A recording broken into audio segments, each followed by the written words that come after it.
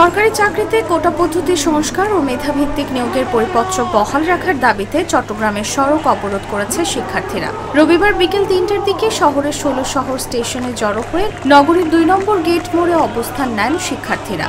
এ সময় চট্টগ্রাম বিশ্ববিদ্যালয় ছাড়াও Chattogram college, Mohsin college, city college ও চট্টগ্রামের অন্যান্য কলেজের শিক্ষার্থীরা যোগ দেন। বর্তমান যে কোটা বৈষম্য, এটা মুক্তিযুদ্ধের সাম্য ও ন্যায্যতার লক্ষ্যে যে যুদ্ধ হয়েছে তাকে বিলম্বিত করে দেয়। তাই আমরা যৌক্তিক কোটা ছাড়া সকল কোটার নিরসন চাই।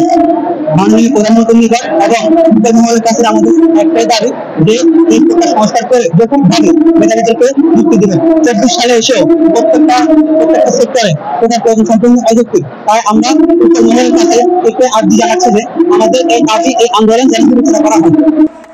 এতে অক্সিজেন, বহদ্দারহাট, চকবাজার ও নিউ মার্কেট সড়ক সম্পূর্ণ অবরুদ্ধ হয়ে যায়। এ সময় শিক্ষার্থীরা ২০১৮ সালে ঘোষিত সরকারি চাকরিতে কোটা পদ্ধতি বাতিল ও মেধাভিত্তিক নিয়োগের পরিপত্র বহাল,